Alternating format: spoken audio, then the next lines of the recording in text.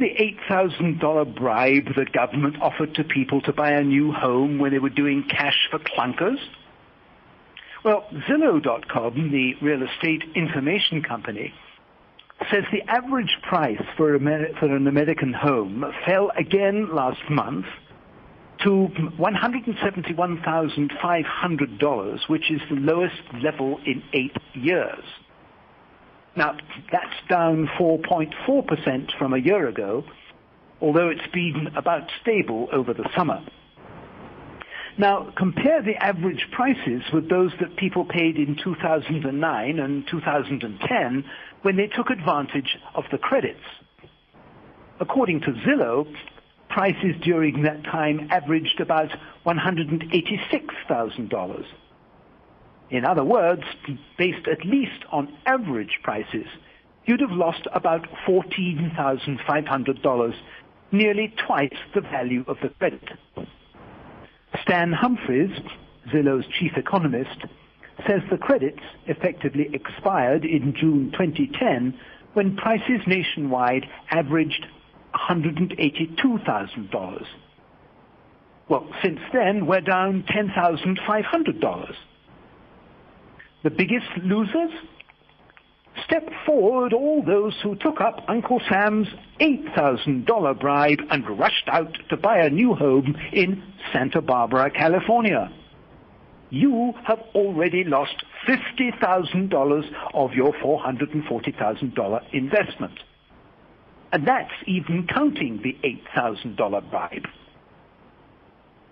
Well, that was courtesy of Andy Celsius. Thank you very much, Andy, for that. You know, most analysts will tell you that negative equity is the number one problem in the housing market today, even worse than foreclosures, because it causes foreclosures, stymies consumer spending, and traps potential home buyers and sellers in place. Negative equity rose to 28.6% of single-family homes with mortgages in the third quarter of this year, according to Zillow. That's up from 26.8% in the second quarter. In real terms, that's 14.6 million borrowers. Many of those borrowers are already behind on their mortgage payments, and some are likely already in the foreclosure process. The rest of them are in danger of defaulting, not because they can't pay their mortgages, but because they either won't want to, seeing as they will never see any real appreciation in their investment, or because any change in their economic or personal situation might force them into default, such as a change of job or divorce. While 14.6 million might seem like a lot, it's not the real number when you consider negative equity in housing's recovery. That's because it doesn't factor in effective negative equity, which is borrowers who have so little equity in their homes that they cannot afford to move. This is what mortgage analyst Mark Hansen has to say. On U.S. totals, if you figure average house prices using conforming loan balances, then a repeat buyer has to have roughly 10% down to buy in addition to the 6% realtor fee to sell. Thus, the effective negative equity target would be 85%. You also have to factor in secondary financing, which most measures leave out. Based on that, over 50% of all mortgaged households in the U.S. are effectively underwater, unable to sell for enough to pay a realtor and put a down payment on a new purchase without coming out of pocket. Because repeat buyers have always carried the market as the foundation, this is why demand has not come back.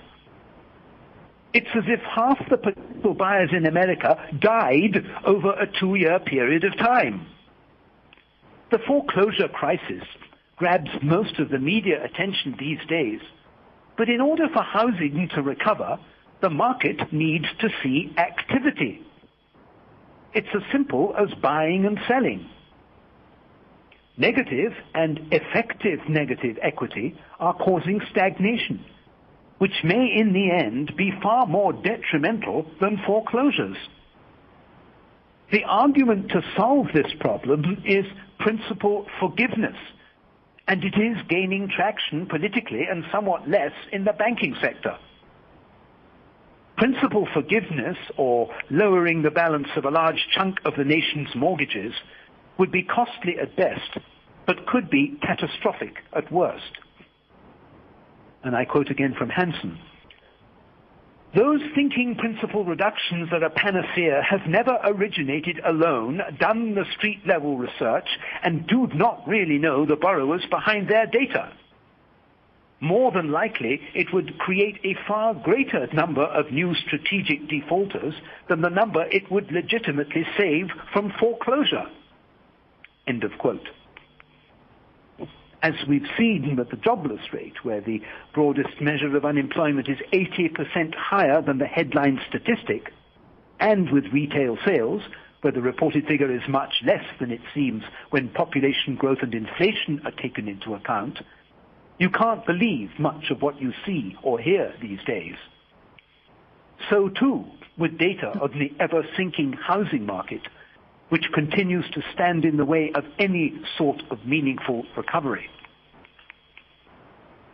In a recent article entitled "Half of U.S. Mortgages Are Effectively Underwater," CNBC's Realty Check cites research from mortgage analyst Mark Hansen suggesting that the equity position of U.S. home owners, a euphemism if ever I heard one, is far worse than the official tallies would have you believe.